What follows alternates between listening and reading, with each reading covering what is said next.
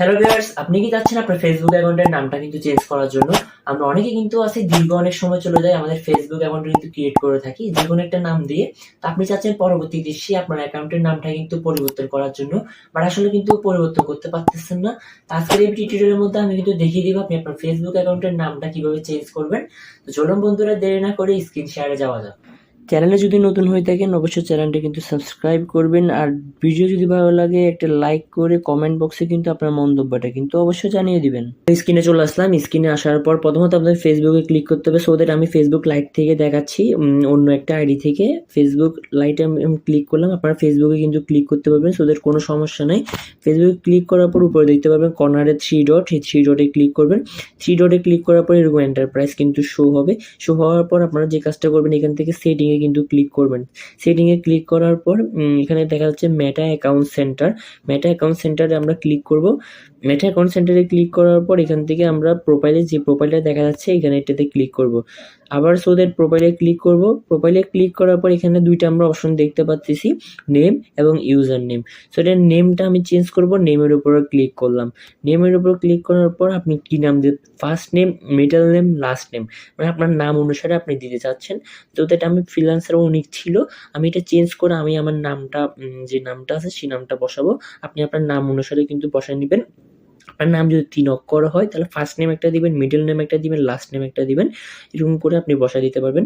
আর যদি দুই ডিজিটের নাম্বার হয় তাহলে ফার্স্ট নেম এবং লাস্ট নেম এই দুইটা দিলে হয়ে যাবে। সো এটা আমার যেহেতু ডিজিটের নাম তাহলে আমি ফার্স্ট নেম আর লাস্ট নেম দিব।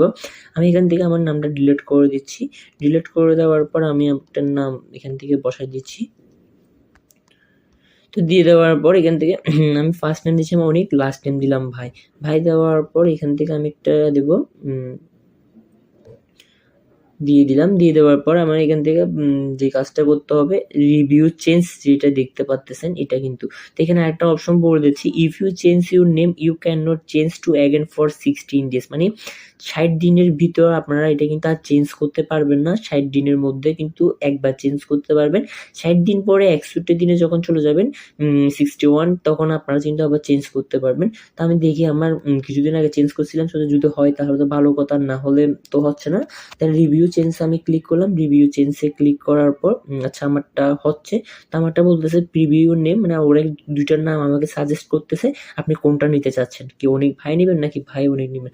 সো দ্যাট আমি অনিক ভাইটা যেটা আমি সেভ করছিলাম ওটাই ঠিক আছে। এখান থেকে সেভ চেঞ্জে ক্লিক করব। সেভ চেঞ্জে ক্লিক করলে আমার নামটা কিন্তু চেঞ্জ হয়ে যাবে। একটু রিফ্রেশ করে নেবেন আপনারা। রিফ্রেশ করে নিলে আপনাদের নামটা কিন্তু পরিবর্তন হয়ে যাবে। একটু সময় নিচ্ছে। আচ্ছা, নেম আপডেট সাকসেসফুলি, আমার নামটা কিন্তু সাকসেস হয়ে গেছে। সো দ্যাট আমি একটা রিফ্রেশ করে নিয়ে তারপর আপনাদেরকে দেখাচ্ছি। একটু রিফ্রেশ করে নিলাম। এখান থেকে প্রোফাইলে যাব। প্রোফাইলে যাওয়ার পর তো দেখতে পাচ্ছেন আমার নামটা কিন্তু চেঞ্জ হয়ে গেছে। এভাবে চাইলে আপনারা আপনাদের ফেসবুক নামটা কিন্তু চেঞ্জ করে নিতে পারবেন খুব সহজ এবং সুন্দরভাবে। তো চ্যানেলে যদি নতুন হয়ে থাকেন অবশ্যই চ্যানেলটা কিন্তু সাবস্ক্রাইব করে পাশে থাকবেন।